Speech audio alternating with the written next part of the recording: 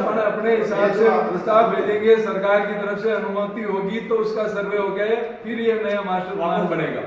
तो एक सरकार को प्रस्ताव बना के भेजेंगे। पीड़ित वार्ड नंबर 12 का है, जो मास्टर प्लान के जो भी है पूरा शहर प्रभावित है मास्टर प्लान में। फुले गेट ले लो, देना गेट ले लो, सारा रोड भी लो, सारा पूरा।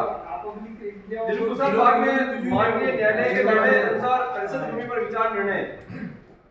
एक दिलकुशाल बाग में कोर्ट में कोई केस चला था अपने बीच रोड के पास में एक माली जी का मकान है, क्या बोलते हैं उनको, आपके पड़ोस में ही वो मुन्ना मार साहब वगैरह का, वहाँ पर कोई केस है तो उसको प्रावधान में हटाना चाहिए। 100% व्यक्ति को संतुष्ट नहीं होता है। मोहल्ला में अगर 60% व्यक्ति अगर राजी है, उनका सर्टिफिकेट स्थान पर परिवर्तन करें।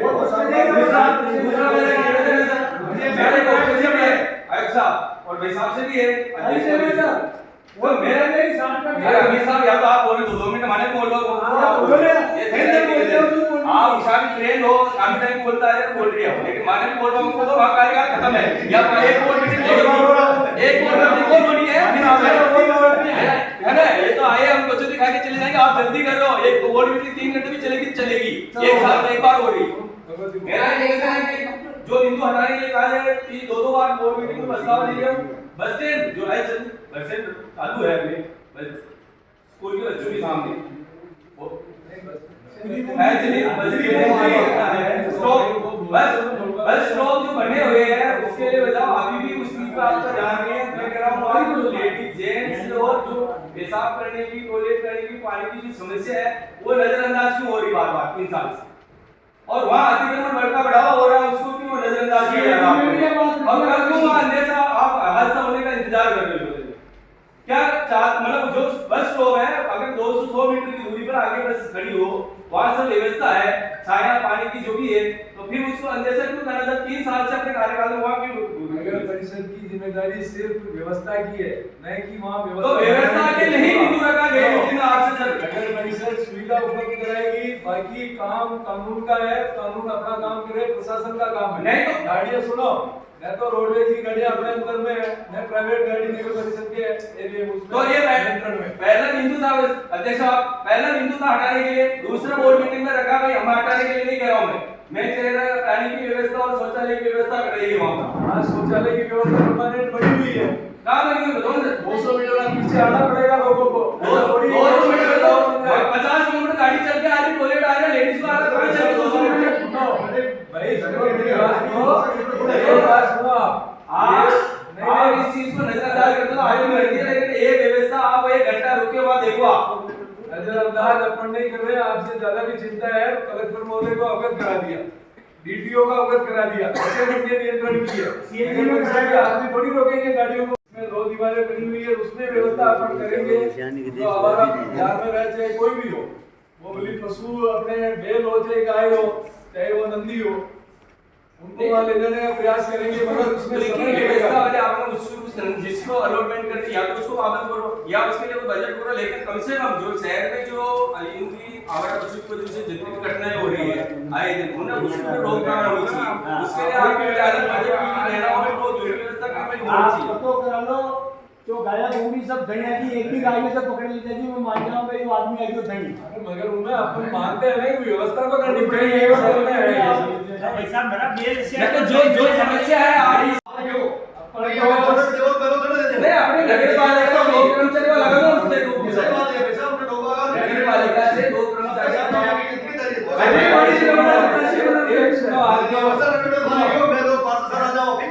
एक बात सुनो,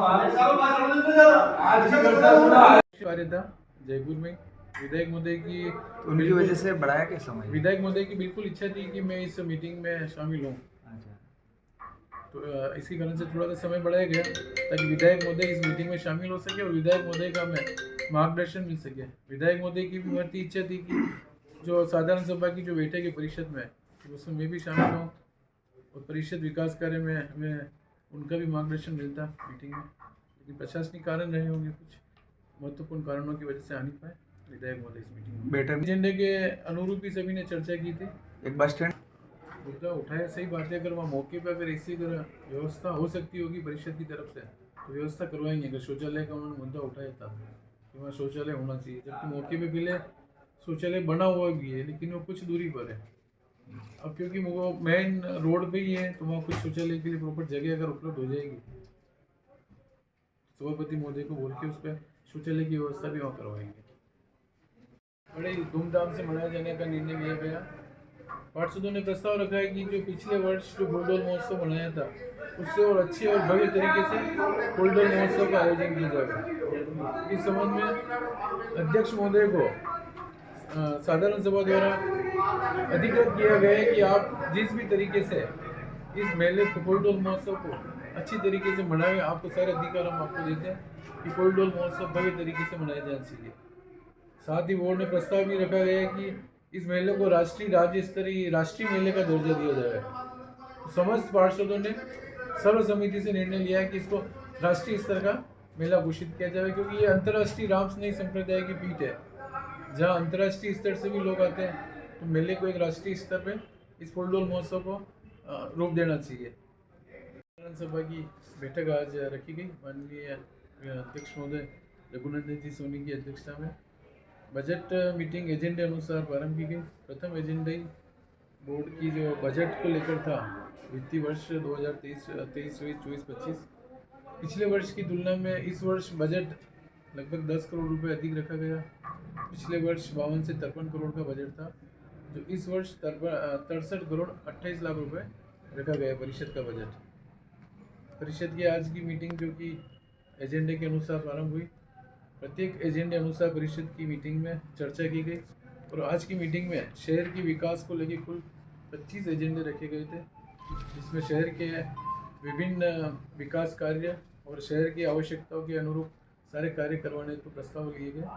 सारे प्रस्तावों का सर्वसम्मति से निर्णय लिया गया, पास किए गए। कुछ प्रस्तावों पर अलग अलग पार्षदों द्वारा अपने अपने विचार व्यक्त किए गए थे, उनके विचारों को भी शामिल किया गया। पार्षदों द्वारा परिषद के विकास कार्यों को लेकर अपने कुछ सुझाव भी रखे गए, उन सुझावों को भी इस मीटिंग में शामिल किया गया। परिषद का प्रयास यही रहेगा कि शहर का सर्वांगीण विकास किया जाए, जिससे पार्षदों द्वारा जो सुझाव प्राप्त किए गए उन सुझावों के अनुरूप परिषद क्षेत्र का संपूर्ण विकास कार्य करेगा।